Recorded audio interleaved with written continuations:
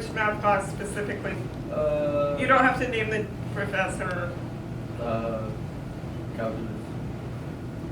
U.S. history. Texas history. Breakdown. Economics. Physics. Recap. Chemistry. Physics. Have you ever struggled in any class? Okay, so there's a way you can prepare yourself for classes that are difficult. And one of the ways is to get the textbook. Always get the textbook. So, because guess what? The lecturer, the professor, the teacher doesn't remember everything. And if you have the textbook, you can come to class prepared and walk into the class already knowing lots of things that might be covered in class that might be very complex and difficult for you to learn while he's talking. So if you get the textbook, you can go over it. So we're going to talk about previewing the textbook. So remember when we did the exercise with the vowels? Yes. And you didn't know what the purpose of it was, so it was difficult, right? And then after you knew the purpose, then you could figure out something so that you could learn it, and then it was simple. So I'm going to give you a chapter in that book, Grammar for College Writing, that you haven't seen before. And while we're going over it together, doing these step-by-step exercises on active reading, you're going to be previewing for the class. So you have the book at your house, you're previewing for the class before we come to that page in the book. But you already looked at the syllabus, and you already know that you have to know what an infinitive phrase is. Does anybody know what an infinitive phrase is? No. No. Okay, great. Look at page 43 in this book.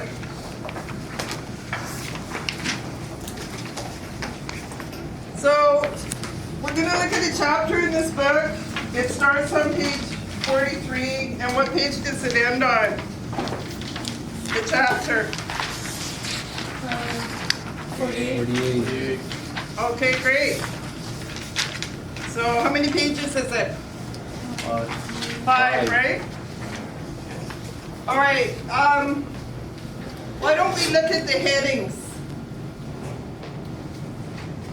So in your journal, you're going to write down number 1, see how long the chapter is, and then you're going to write down number 2. Look at the headings. I made some notes. These are kind of like just little steps for me to remember how to teach it to you. So you're going to document the steps in your journal as they could apply to any subject matter you need to read to learn it. Okay, we've already looked at the study cycle. So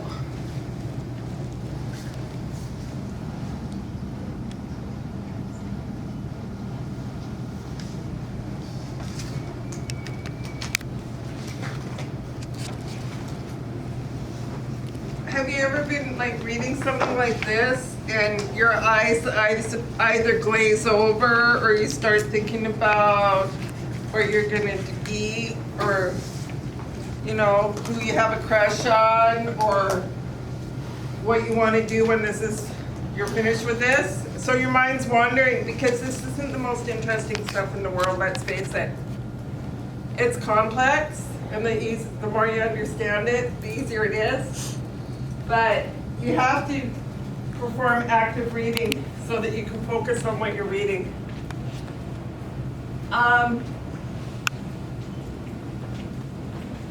So is there anything way you can look at this book and figure out a question that could be asked.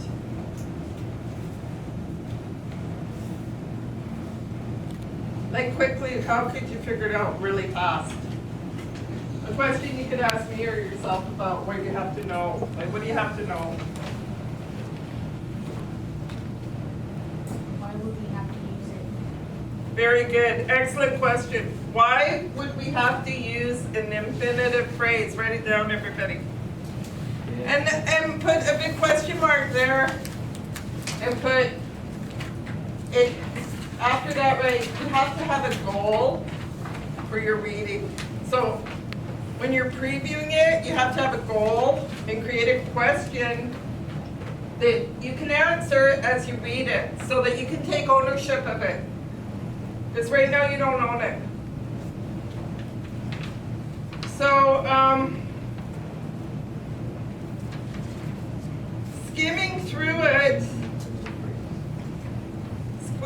through page 43, what do you see there on that page? Now, if you want to underline or highlight in this book, that's perfectly okay. Does anybody have a highlighter? Does anybody want a highlighter? Or you can just use a pen. I want you to mark up the book.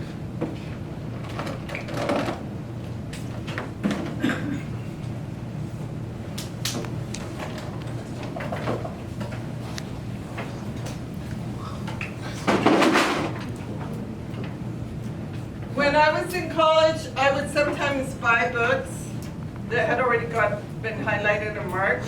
I mean, I would look at the highlighting and see if it was something I needed to know, because some people just highlight whatever.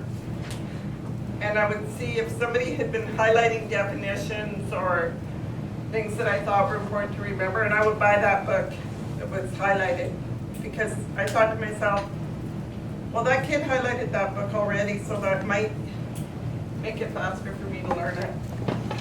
I don't know, that's just me, it might not work for everybody. Okay, so on page 43, is there anything there in italics or in bold that you think is important? The definition of a noun, or like the example. Okay, it says, what is a noun infinitive phrase? It's a phrase that names something and that always begins with to, T-O, plus a verb, like to sing, to read, to linger, to laugh, to sigh, to study, and so on. So, how are you going to remember that? It's very complicated. You could underline the points. Like, Okay, but how are you going to remember when you don't have the book? And you have to take a test and I ask you to identify an infinitive phrase. Repetition. Like studying it over You make a song. a few times. Make a song, repetition. Or like finding a shortcut on, I don't know, remembering. Okay, what about the word infinitive? What does infinitive mean? Forever. endless. Forever, right? Yes. So what if you could sing forever? What if you could to sing forever? To sing for infinity. Circle the word to. If all of them have the word to in them. So an infinitive phrase, does it always have the word to in it? Yes or no? Yeah. Are you sure?